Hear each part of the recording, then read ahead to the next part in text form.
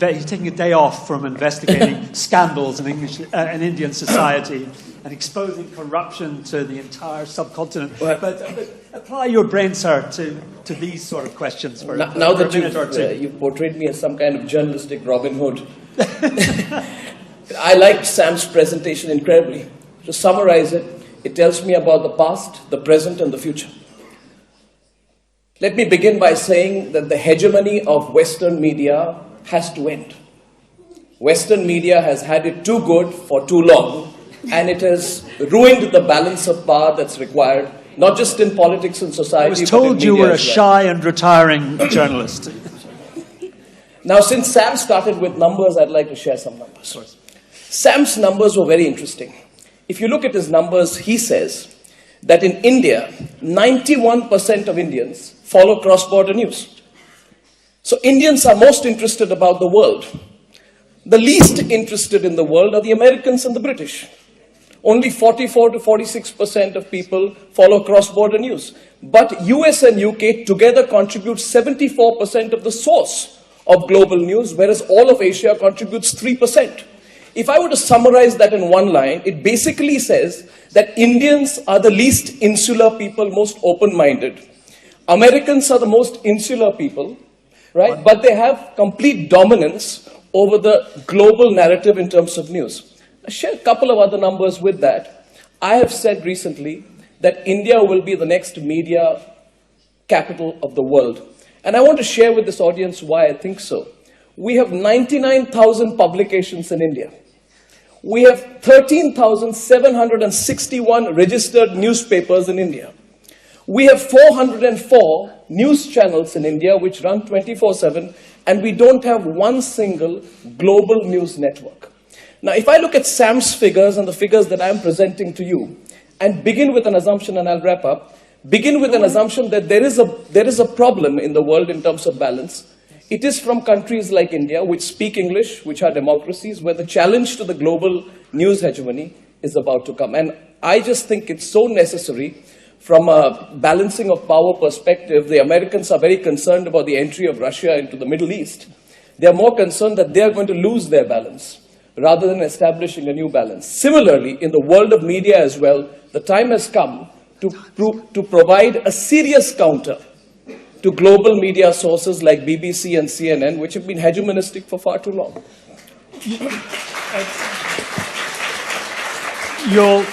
In a few more moments, you will be every bit as popular in Moscow as you clearly are in Delhi. But you use big words like hegemony. Right, here's your manifesto. This moment, this day, what are you going to do about it? What are you going to do about it? You've given numbers that talk of balance and hegemony. Yeah. India is a huge, prosperous, rich country. What are you going to do about it? I don't know how prosperous and rich we are, but we are going to be prosperous and rich. But I'll share some statistics with you. Look at the potential of a country like India. Today, we have 100 million mobile phones in India. 3 years from now, we'll have 500 million mobile phones in India. With respect, that was not my question. Okay. You say the gap is in India's international reach, yes, and the insularity of the UK and the US. What are you, as an Indian media executive, going to do to redress the international balance, if at all? The first thing that I would do would be to remind the Americans of what they have done in the last 20 years in the world. As the Chinese Premier Zhou Enlai said about the Americans, one of the delightful things about Americans is they have absolutely no historical memory. They don't remember. Or Gore Vidal said that the USA is the United States of amnesia. The fact of the matter is that you must remember today, and I'll only ask one question to this audience. It is 12 years to the day that a theory of the weapons of mass destruction was fed. And, if I may say so, amplified by the Western media. Everyone bought into it. There were cheerleaders. Nobody seriously questioned it. At one point of time, there was an article in the Newsweek magazine which said, it doesn't matter if Iraq has weapons of mass destruction, but the fact is they shouldn't get any. So what I'm going to do, in a very succinct reply to your question, is to restore the balance by creating a global media environment that is not located out of Washington, New York, or London. You create that global capital, you'll have a balance of power. 10 years back, you would have never imagined that India would be the software capital of the world. Today, we are the software capital of the world, and I think that's where we are headed. Right. I think you've set out your stall extraordinarily well. I will return to some of the details of it later. Anna Williams, you're the representative of the BBC hegemony, inflicting your views on the world. Come on, woman, defend yourself, and also tell us a bit. About your reaction to the research in a slightly more serious manner. So, well, I suppose on the hegemony argument, I would say that actually we broadcast in 30 different... I was concerned that, as against a backdrop of globalization, you'll get homogenous, globalized news, that's a danger, and it will be boring news. Is there a danger that your vision of the world might lead in that direction? It depends entirely on what you call boring. I find asymmetrical news boring. I find news that emanates only from certain parts of the world boring. Now, so Nigel you agree with John Simpson? Yeah, there's a grotesque selectiveness. I do, and I would like to substantiate it with 3 particular examples.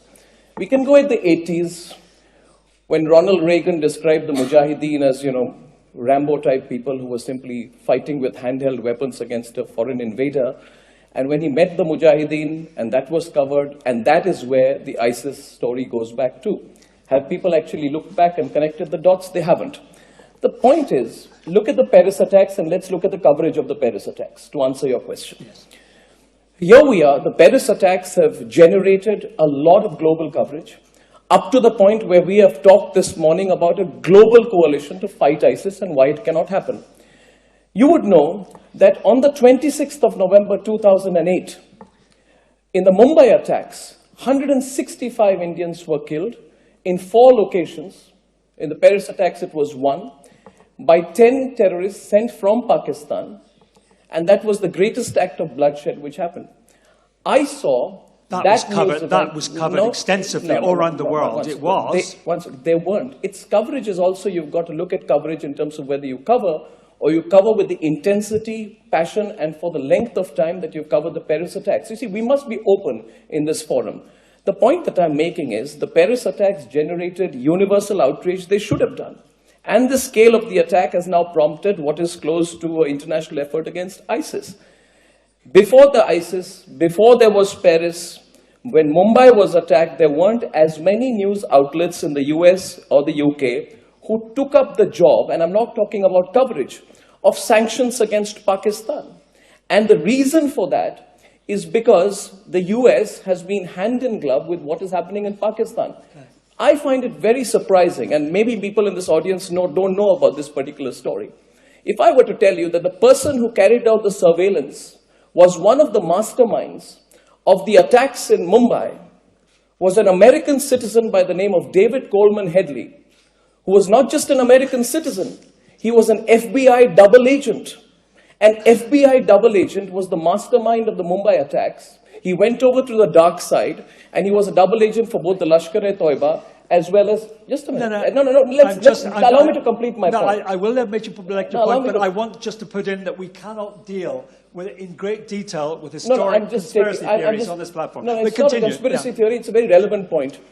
I find it very surprising that only one American investigative journalistic portal called ProPublica did the story of David Coleman Headley. And the reason I'm highlighting it is, please consider, if today it was proven that there was a similar person responsible for the Paris attacks, what kind of coverage would that have got, as opposed to the coverage that this story got? Now, we can say, how many American news outlets and British outlets have said, how can you get into a plea bargain with this particular individual? The point I'm making is one simple point. There is, I wouldn't say bias or prejudice, but there has been an asymmetry which perhaps, and I would give the benefit of doubt, stems from the locational prejudices that come in, that when things happen, when they are closer to you, you report it in greater depth. When they happen away from you, you do report it, but not with the same intensity and passion. And I think that is one of the reasons today we need a balance of powers in the media world. Are we not confusing two things? Domestic news services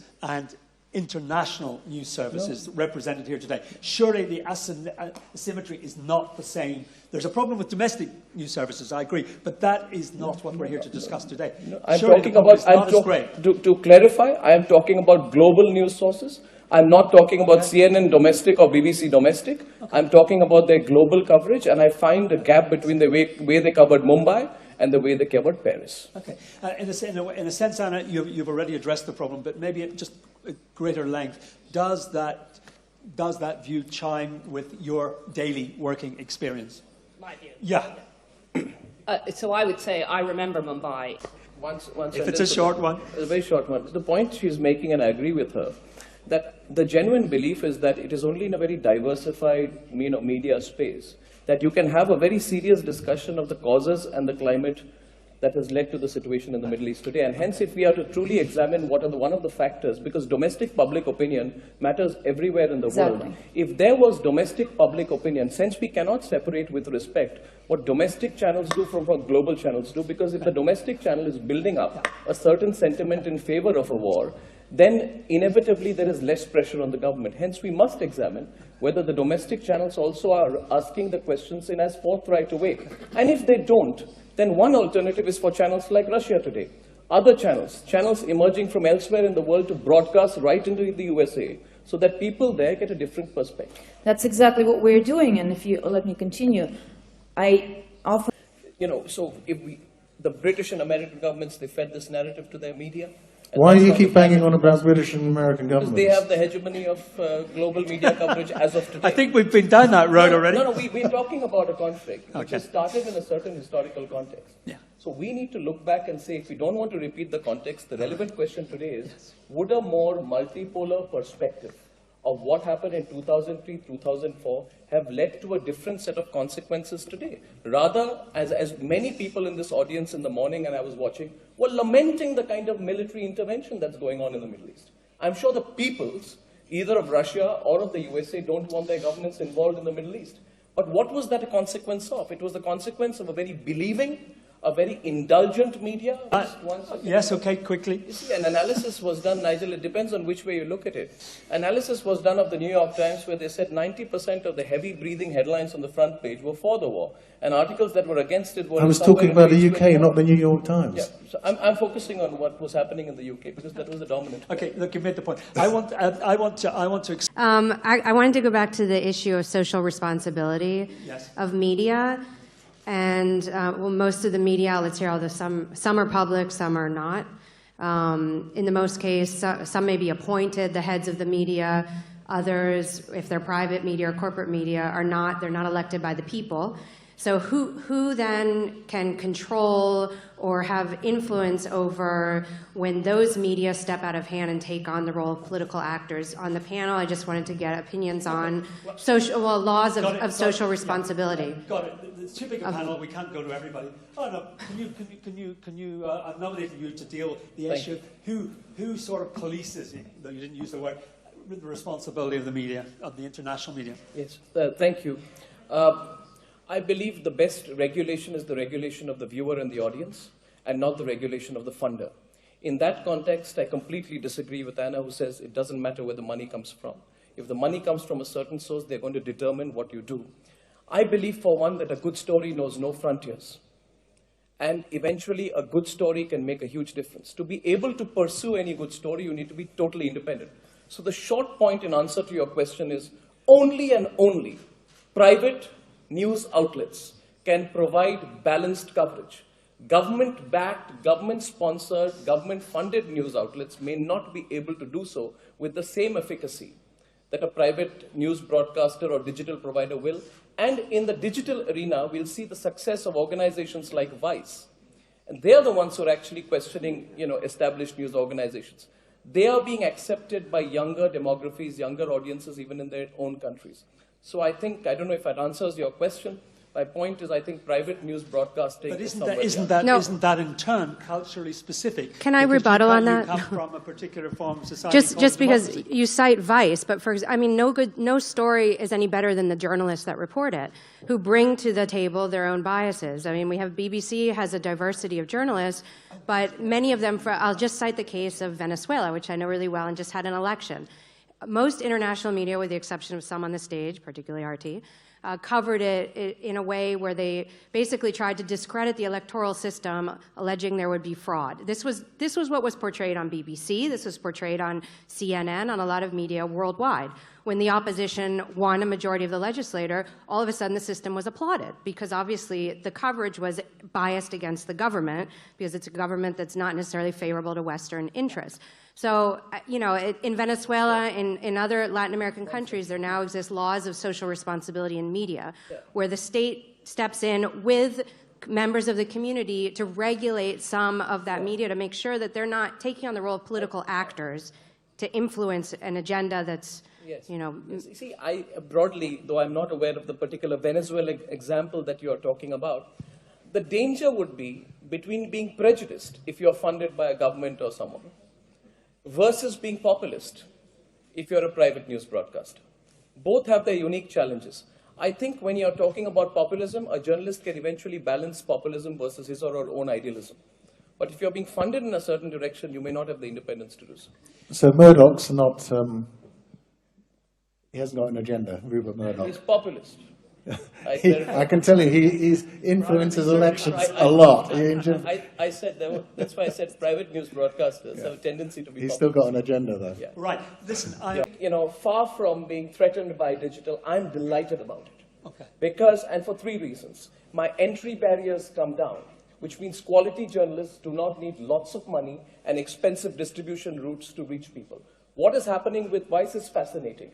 It's just that television will move into video on demand. And video on demand will be available not on traditional TV, but on over-the-top networks. So it's not the medium does not change the message. The message essentially stays the same. We need to make sure that as these entry barriers come down, there is a proliferation of opinion on global issues, including the digital space that is coming from different parts of the world. And finally, Raymond, the point is countries like ours, China, other parts of the world which are growing, we have to acquire a global reach. And by that I mean expand our presence, our bureaus, our reporters around the world, so that there is a competition of opinion. When I spoke about hegemony opposed to others, I simply mean there needs to be a competition between your opinion and my opinion, and then the debate should ensue, not just one opinion. Thank you. And I think in all fairness, we should give the final word